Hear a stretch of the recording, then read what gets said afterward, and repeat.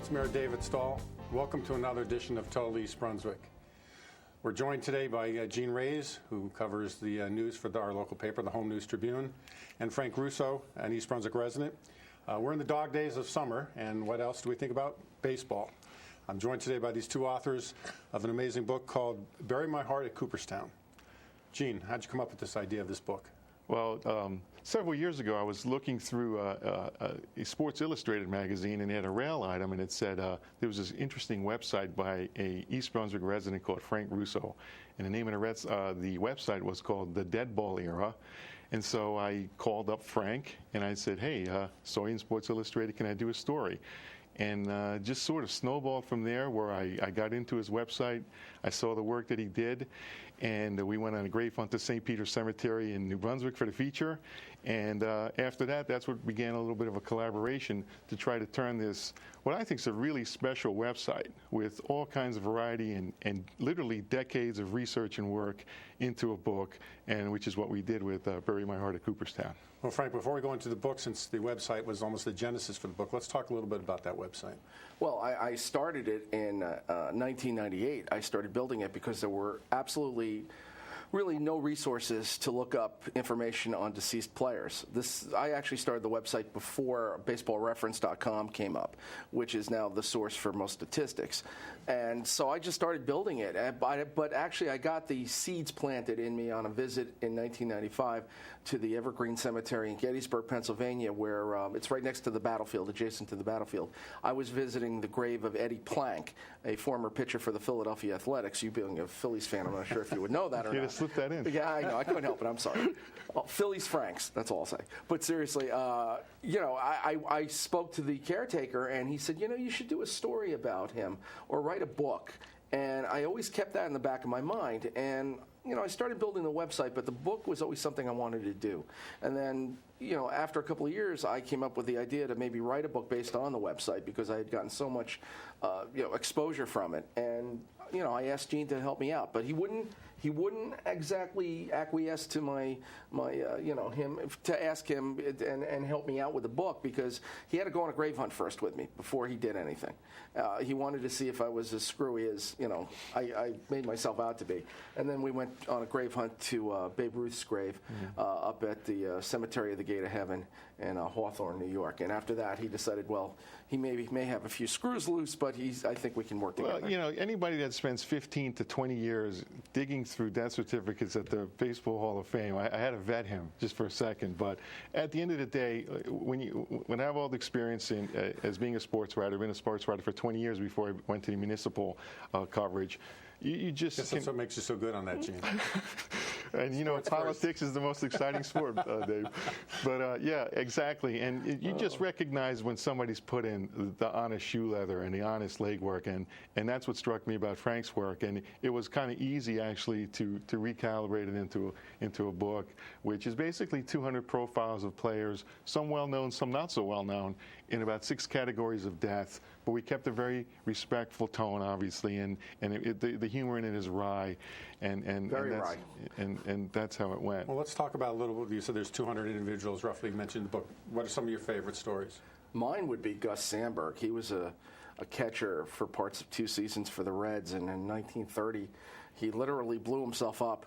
His former manager, a gentleman by the name of Marty Krug, who managed him in the Pacific Coast League, visits him one day in the middle of the winter of 1930, and I guess they cracked open a couple.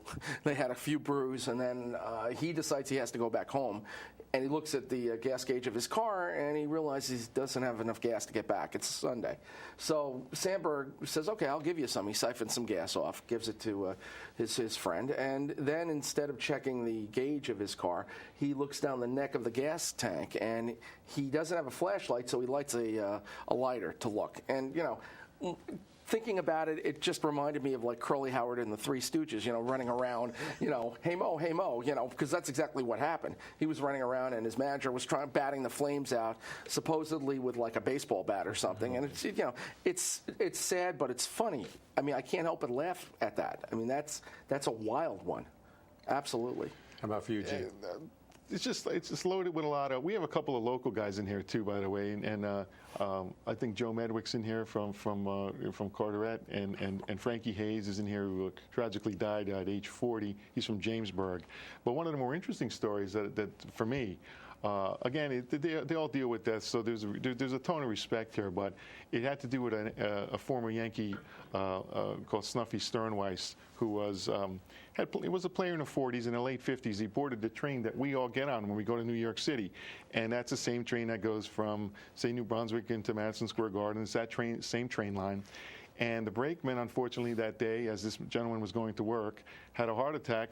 He blew through all the brakes and went into the Raritan Bay, the first several cars, and killing all the inhabitants of those cars. And they found Mr. Sternweiss holding, I guess, rosaries, pictures of his family. So it was particularly sad. And the strangest postscript was this.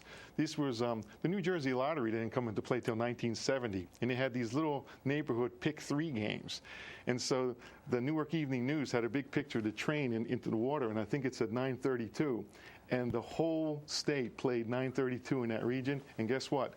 They all hit it. So all the bookies, the local bookies, were out, except for one cagey Irishman, I think, by the name of Newsboy Moriarty, and who was able to pay out, and his stock rose with that incident. And the strangest thing was, my neighbors where I live down in East Windsor, they actually played the game with Newsboy Moriarty. So baseball is just sort of like this never-ending, the tentacles go out. I was even the other day talking to a couple with an antique store in Jamesburg who knew a woman, it was Julia Ruth, his stepdaughter of Babe Ruth, who dated Frankie Hayes. So everywhere you go and you tell little stories, people can latch on with their own little experience of baseball, which I think makes baseball unique. It's intense. People have their own little take, their own little experiences, and they love the nuggets. So Frank and I are going to try to do a follow on the book, and we're already pitching it around. And by the way, he's, I guess, fresh off cornea surgery. So before we go on the new book, how do you? You've got a number of individuals that you're telling stories about. How did you come up with them, and how did you do the research for them? Well, it was basically to come up with them. We just decided to pick the ones that we thought were most interesting. How do you even get the list, or how do you decide? Like, how do you find out? I mean, what I would do is I collect death certificates and obituaries, and if somebody strikes, nice hobby. Well, hey, listen. That's why I vetted them. Yeah, that's why I wear the sunglasses. I don't want anybody to. But I look at them and I go, well, that's interesting. I mean, the guy slipped and fell, and I don't know. It's just how I am. I'm a quirky individual, and that's how I look at things. I like to find things that strike my interest because I'm a little bit off the beaten path, as Gene well, he has other sayings for me, but you benevolent. Yes, but seriously, I look at it like, look, we could have done a book with 2,000 bios in it, but the space from the publisher said, look, you only have so much space. To be honest we with had you, to cut them down. A lot of publishers like to think thematically, and if you go to Frank's, like I said, if anybody likes baseball, go to his website, thedeadballera.com. It's vast and sprawling, and I basically picked a theme that publishers could understand. But his website is so much more than categories of death, and that's what we're going to try to bring that forth in our next publication, maybe the more expansive areas of it. And the website's not really about, I'm sorry, the website's not really about death. What it's about is the lives of the players who are no longer with us, because as I mentioned before, there were not a lot of resources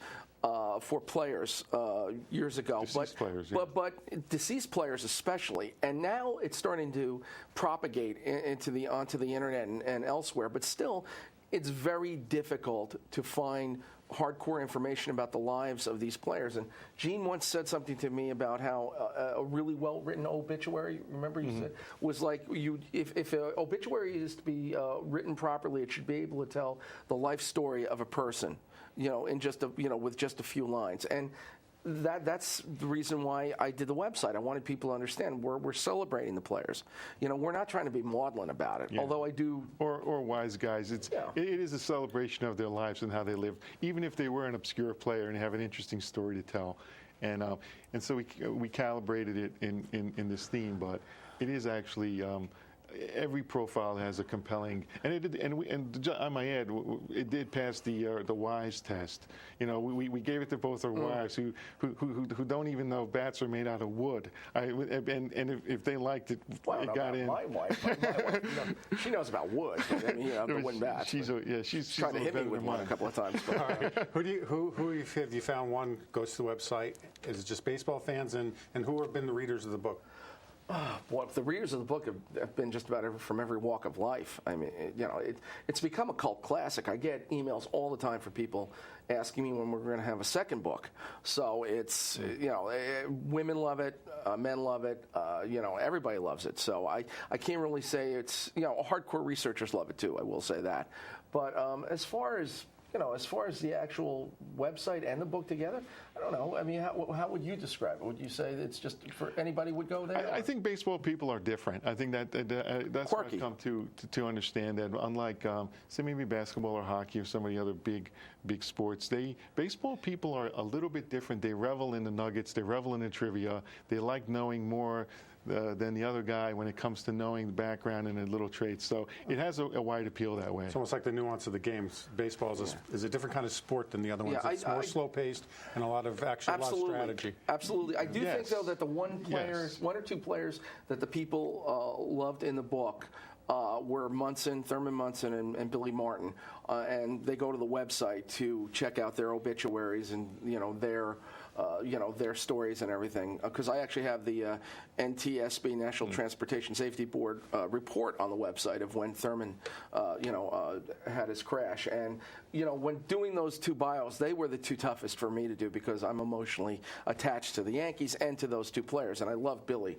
And I went out of my way to make sure the information was absolutely spot on, especially for Billy Martin. So I contacted the forensic pathologist, Dr. Michael Bodden, who performed the autopsy. And his death was actually featured in Autopsy, the TV show on HBO. And I made sure I had everything down pat. Now, there are people who dispute his death and say that he was driving the night he died. But you know what? I stand by my info. Frank does meticulous research, and to liven it up too, I also did some put you there essays, and one of my favorite moments was when we visited the Gate of Heaven Cemetery, which is I think the unofficial or official cemetery of St. Patrick's Cathedral. It's a beautiful Gothic style grounds up in I think Westchester somewhere. Yeah, absolutely. Basically, it is one of the world's most renowned shrines. I mean, people actually do pilgrimages there, leave notes and mementos and their children's pictures, and it was kind of moving. And it just strikes you, yes, this man is long gone, but wow, is he still in the consciousness of a lot of people? Amazing. Yeah. Just have a minute left. Yeah. Two quick questions. One, any feedback from current players? I've gotten some feedback from the families of some players, but not in the actual. Well, it would be kind of difficult for the actual players because the ones we profile, of course, are in the book. But their colleagues or whatever. Their colleagues, I mean, I actually got some feedback from the Steinbrenner family. George actually sent me 4 years ago a nice letter, handwritten letter, that he read the book. And I know Jerry Coleman read the book. And we had a nice invitation just recently to the East Orange Cemetery where they did Holy Sepulchre, where they did a nice ceremony. Last year. Player. Larry Corcoran, who we featured in the book, finally got a headstone. Yeah. He had been without one since 1891. And that's one of Frank's thing. Just let's put a little marker there just to remember who they were, because many of them are unmarked. And Gene, we've got about 30 seconds left before we go on to our next segment. You mentioned you're working on your second book. When do you think it's going to come out, and how would people get information on it? We're pitching it. No pun intended there, yes. Oh, see, boy, you were just quick off the draw. No wonder you're Mayor. He's a Phillies fan. You got to be watch it. Our agent's pitching it, and hopefully we'll get a bite soon. And until then, you can get this on Amazon and get the rest of it if you want to. Right off Frank's website. And we are going to be starting up a website for the book itself. It'll be called BuryMyHeartAtCooperstown.com. That'll be coming up within about a month. I want to thank you both. It's been a fascinating topic. I'd encourage our residents to pick up a book. Gene's going to be right back. We're going to talk with Gene and Steve Reed about some internet and mycentraljersey.com. So, gentlemen, I want to thank you, and appreciate the great book. Yeah, pleasure. Even though you're a Phillies fan.